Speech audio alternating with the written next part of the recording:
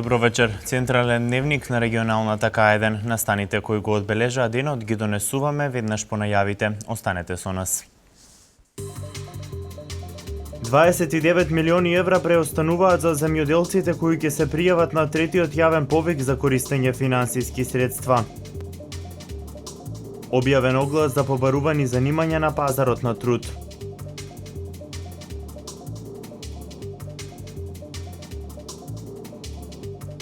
Се зголемува бројот на паркиралишта во Велес.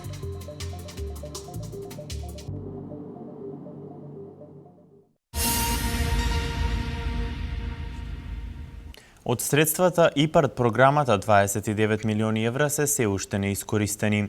За таа цел се распишува трети јавен повик за користење на средствата. Владата одлучи да субвенционира и 50% од каматата и банкарските кредити кои земјоделците ќе ги подигнат за инвестирање во проекти од ИПАРД.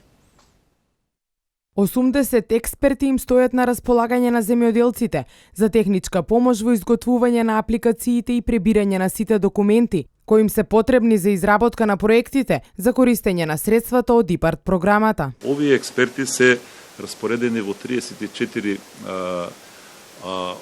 подрачни единици, така да земјоделците нема потреба да доаѓаат во Скопје од централата, него напротив, во онамо кај што живеат, кај што постојат овие подрачни единици, може да се обратат до овие експерти да им помогнат во, како што реков, во изготвување на самите апликации и прибирање на документите. Министерството за земјоделство, шумарство и водостопанство воведува и посебна мерка со која ќе се изработуваат готови типски проекти кои ќе бидат бесплатни за земјоделците и ќе им бидат понудени преку подрачните единици. Најголем проблем на земјоделците прво да се одлучат за што сакаат, во што сакаат да инвестират и секако да имаат проект за истата работа. Така да, имајќи во предвид дека сите проекти коштат, ние како министерство донесуваме одлука да сите овие типски проекти ние ги изработиме на нашата сметка на министерството. Министерството е во процедура на изготвување на проекти за фарма за крави, фарма за свињи, шталско чување овци, бройлери, проекти за изградба на силоси за жито, стакленици за сите што се занимаваат со оранжериско производство, проекти за овошни и лозови насади, како и за системи капка по капка.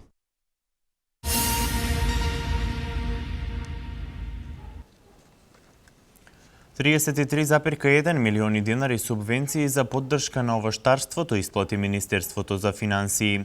Целта на финансиската поддршка на овоштарството е поттикнување на одржување на постоечките и зголемување на бројот на нови овошни насади. 33,1 милиони денари субвенции за поддршка на овоштарството исплати Министерството за финансии. Според информациите на Министерството, 1059 земјоделци добија средства со кои ќе може дополнително да вложуваат во овоштарството како земјоделска гранка. Целта на финансиската поддршка на овоштарството е поттикнување и одржување на постоечките и зголемување на бројот на новите овошни насади, што ќе придонесе за зголемување на производството на овошни култури.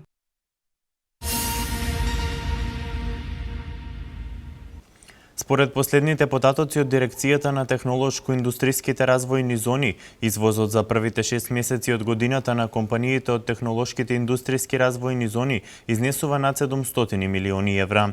Податоците покажуваат зголемување на извозот за 31% во однос на истиот период минатата година. Виктор Мизо, директорот на технолошко-индустриските зони, вели дека во моментов привршуваат активностите за отпочнување со работа на технолошките зони во Охрид, Прилеп и Кичево. За економистите ова е индикатор дека и во наредниот период ќе се создава работа за локалните компании, но и ќе се отворат нови работни места. Во моментот функционални се двете зони во Скопје, како и зоната во Штип и она што значи јавно-приватното партнерство во Тетово. Но ги привршуваме сите градежни активности овдека во Охридско-Струшката зона, како и во зоната во Прилеп, бидејќи и зоната во Кичево. За тие три зони имаме компании кои треба да започнат со работа крајот на оваа година или некаде за време на средината на идната година, што значи дека сите инфраструктурни активности се завршуваат и ќе бидат паралелно изградени со потребите на компаниите, без разлика дали е тоа Гентерм во Прилеп, дали е тоа Key Safety Systems во Кичево или ОДВ Електрик и Костал овдека во Охридско-Струшкиот регион, но паралелно на тоа работим и на другите зони. Зоната во Виница, зоната во Делчево, во Берово, во Струмица, во Гевгелија, се тоа зависи од потребите на инвеститорите. И се надевам дека со сите планови кои ги имаме за идната година, со конфирмација, бидејќи очекуваме конфирмација од неколку инвеститори некаде до октомври оваа година, веднаш ќе ги вклучиме сите наши сили за да се ангажираме за тие соодветни зони да започнат не само со градба, туку градбата да биде завршена до крајот на идната година, кога ќе е потребно да функционираат и новите производствени капацитети.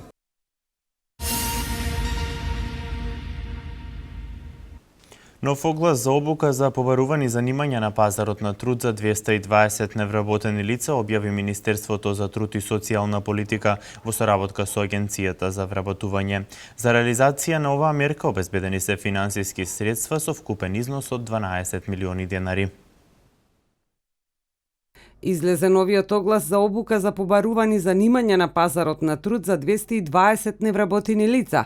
Министерството за труд и социјална политика овој оглас го објавува во соработка со Агенцијата за вработување.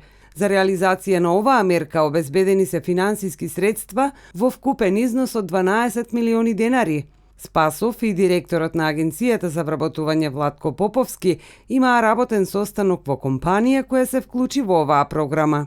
Оваа компанија е една од 20 кои што се вклучија во новата програма за обука за побарувани занимања на пазарот на труд. Спасов упати повик до лицата кои сакаат да стекнат работно искуство во реални работни услови во самите компании, да се обучат на механизацијата и на машините кои функционираат во приватните компании за занимања и вештини кои се побарувани на пазарот на труд.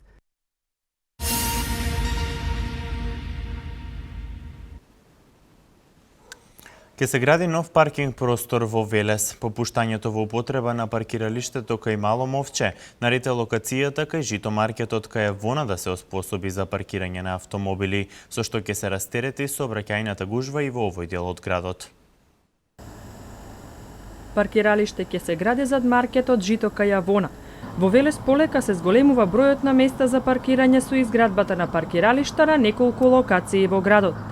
Во близина кај Вона, каде моментално се изведуваат градежните работи за новиот кружен тек, ќе се гради и паркиралиште, најави градоначалникот Славчо Чадиев, со цел да се растерети гужвата од автомобили и во овој дел на градот. По проект, односно по документацијата, по урбанистичките планови, од таа страна на објектот, моментално е корисник нели Жито, е предвидено да има таму паркинг простор. Значи, во наредниот период ќе се потрудиме и тој сегмент да го реализираме, можеби не на целиот, меѓутоа на дел ќе го реализираме за да се растерети паркирањето на овој дел на градот. Од локалната самоуправа велат дека Велес е меѓу ретките општини во државата каде паркирањето е бесплатно. И повеќе од очигледно е дека проблемот со недостатокот паркинг места е изразен во речиси сите градови низ државата. Се очекува со изградбата и на ова паркинг место во Велес, како и со изградбата на кружниот тек на истата локација, да се среди сообраќајната гужва низ градот.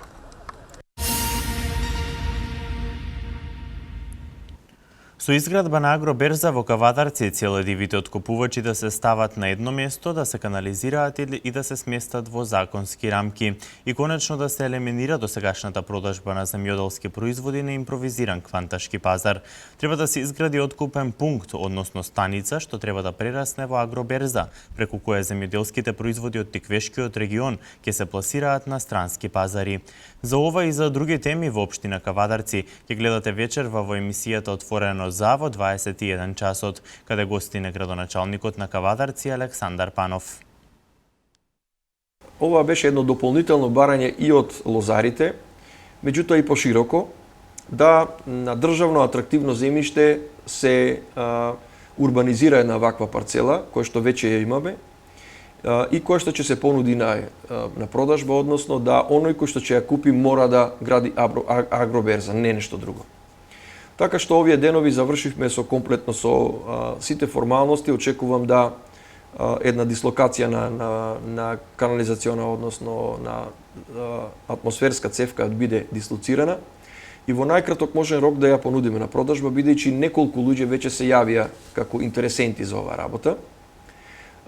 И со тоа на некој начин да она диво продавање пред се присутно во месец август од прекупци и надкупци од Албанија, да го ставиме во едни законски рамки, да нивното купување на грозје пред се на кардинали и на оние рани сорти на грозје, да се одвиваат не на улица како што беше до сега, туку да се одвиваат на едно организирано место за кое што тие како луѓе одстрана би дошли и би платиле соодветен надомест за користење на оваа агроберза.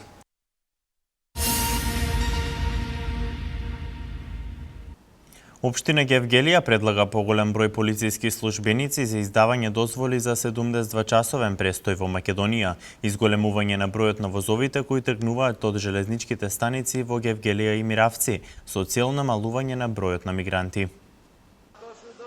Поголем број полициски службеници за издавање дозволи за 72-часовен престој во Македонија, изголемување на бројот на возовите кои тргнуваат од железничките станици во Гевгелија и Миравци, предлага општина Гевгелија со цел намалување на бројот на мигранти во овој град, како и поради преголемиот број на мигранти кои постојано транзитираат на територијата на Македонија. Наскоро овие предлози ќе бидат испратени до надлежните институции за разгледување. Советот на општина Гевгелија изрази загриженост бидејќи мигрантите по влезот во државава престојуваат на повеќе локации во градот, на железничката и автобуската станица во Гевгелија, на околните зелени површини.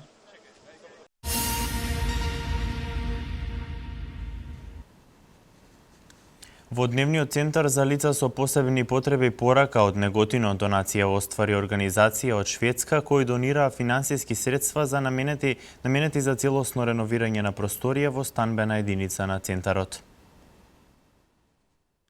Покрај тековното функционирање на Дневниот центар за лица со ментален хендикеп порака од Неготино, во градот функционираат и неколку станбени единици во кои штитениците престојуваат. Тоа е дел од проектот за деинституционализација кој успешно се реализира веќе неколку години. За потребите на една од тие станбени единици, деновиве представници на организација од Шведска донираа финансиски средства наменети за целосно реновирање на просторија во станбена единица на порака во која престојуваат штитеници со посебни потреби. Реновираната просторија со донираните средства досега беше користена како магацински простор, а сега е преадаптирана и пренаменета во спална соба во која се сместени двајца штитеници. Покрај ова, гостите од Шведска донирале и облека за лицата кои секојдневно престојуваат во Дневниот центар. Неодамна во овој центар беше реновиран и интериерот во рамки на проектот на УСАИД за граѓанско општество, а со помош на младите волонтери од Неготино и штитениците на Дневниот центар порака.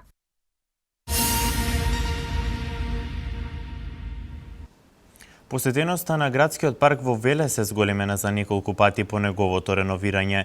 Пешачката патека, големите зелени површини и спортските терени ги мамат велешани се почесто да бидат присутни таму и да се рекреираат. По реновирањето на градскиот парк, неговата посетеност е неколку пати зголемена. Со новата патека која може да се користи за пешачење и трчање, големите зелени површини и справите за вежбање во него, но и спортските терени ги примамуваат велешани се почесто да го посетуваат овој парк кој во минатото беше подзаборавен. Сега тој е собиралиште за оние од најмала до најстара возраст и секој на свој начин се рекреира и опушта во него од нервозата и напнатоста што ги предизвикуваат секојдневните обврски. И запрашавме велешани на кој начин се рекреираат и колку често го прават тоа. Спортуваме скоро цел живот сме по спортските терени. Некогаш фудбал, некогаш кошарка, ракомет, салат. Обично трчам и у теретана преку еден ден. Еден ден трчам, еден ден у теретана. Секој ден, најчесто во попладневите часови кога тука е вака поладно. Ова што правиме ние се вика стрит воркаут, односно уличен тренинг. Ова е еден од низата проекти кои општина Велес ги реализираше со цел за подобрување на животот на граѓаните.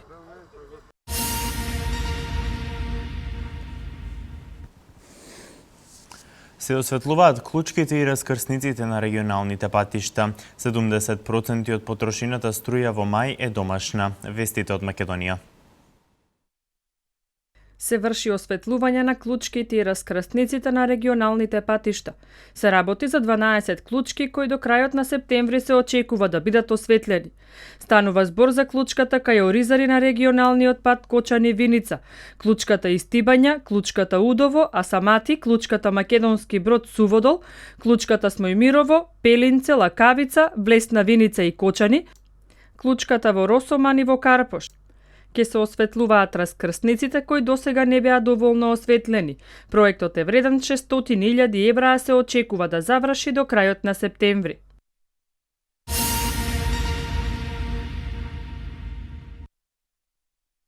Во мај оваа година во Македонија вкупно се потрошени 590.609 мегават часови електрична енергија, 3088 милиони нормални метри кубни природен газ, 436.763 тони јаглен и 75.563 тони нафтени продукти, објави Државниот завод за статистика.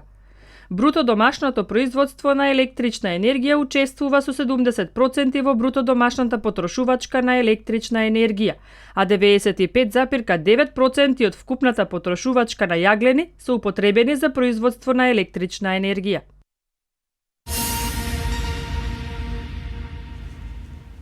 Грција бара нов заем од Меѓународниот монетарен фонд. Воени авиони на Турција бомбардирале позиции на Исламската држава, вести од светот.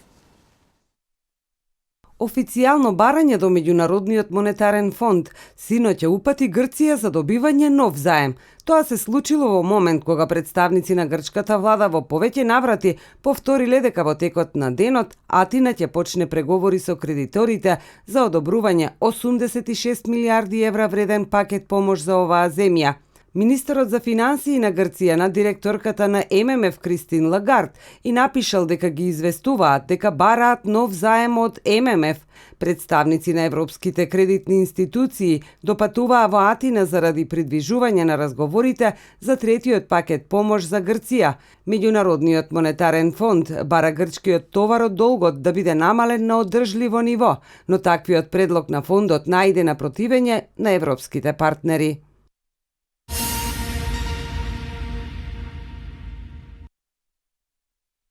Од страна на турската влада потврдено е дека турски воени авиони минатата ноќ бомбардирале цели на бунтовници од Курдската работничка партија во северен Ирак, како и позиции на Исламска држава во Сирија. Како што пишува во комуникето на премиерот Ахмет Давутоглу, во исто време со нападите од воздух се извршени и напади по копно против позиции на Исламска држава во Сирија.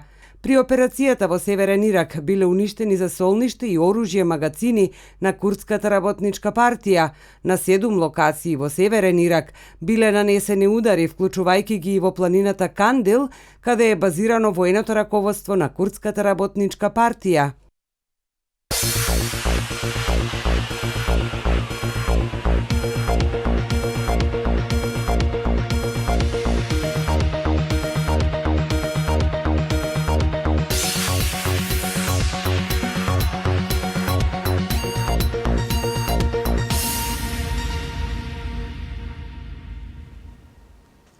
Во моментов Македонија и Данска го играат првиот од двата закажани надпревари. Кошаркарите на Македонија го одработија првиот тренинг со новиот селектор. Идже фаворит за победник на трката во Германија.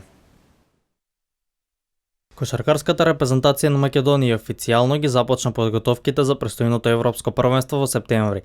Со новиот селектор репрезентацијата го одработи првиот тренинг. На тренингот беа присутни сите повикани играчи освен натурализираниот македонец Хендрикс, кој треба да пристигне во Скопје на 30 јули. Кошаркарите до 6 август ќе тренираат во Скопје, кога ќе се префрлат во Охрид, каде што ќе одиграат два пријателски надпревари со Украина и Израел.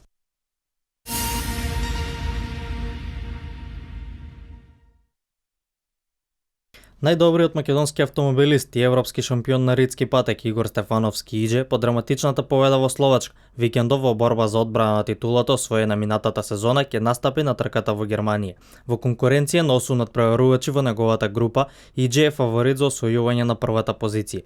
Минатата сезона тој на оваа трка постави и нов рекорд на патеката. Германската трка се вози на најмодерна патека од страна на технологијата која се употребува за следење и безбедносните стандарди кои ги има поставено. Патеката е долга 5,5 2,5 километри и има 35 свиоци и капацитет од 30.000 гледачи.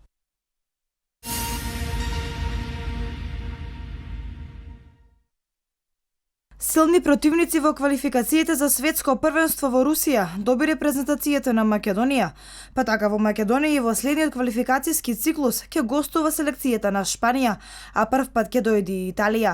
Тоа се двете најсилни селекции во овие квалификации. Во иста група е и соседот Албанија, па ова сигурно ќе привлече големо внимание и ќе донесе два интересни дуели. Покрај ова, во групата си Израел и Лихтенштајн, кои ќе бидат шанса да се дојде до бодови и да се подобри рейтингот.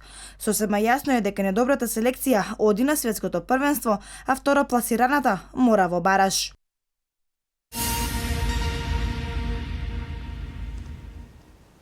По рехабилитацијата од повредата, Болт повторно најбрз. Луис Хамилтон ја освои пол позицијата за големата награда на Унгарија. Меѓународни спортски вести.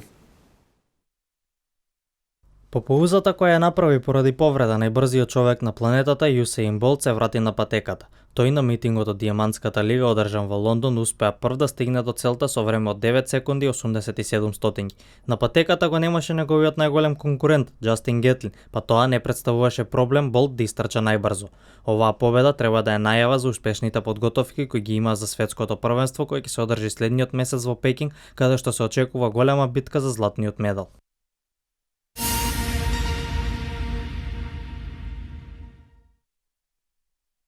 Луис Хамилтон ја освои деветата пол позиција оваа сезона.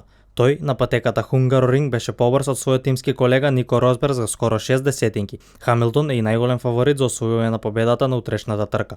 Во првите 10 се најдоа уште Фетел, Рикјардо, Рејконен, Ботас, Квиат, Маса, Верстапен и Грожан. Тимот на Мерцедес символично му оддаде почит на Жил Бјанки, кој почина пред 10 дена со тоа што на својот болид ги имаше напишано неговите иницијали и бројот кој го носеше на формулата. Трката утре започнува во 14 часот.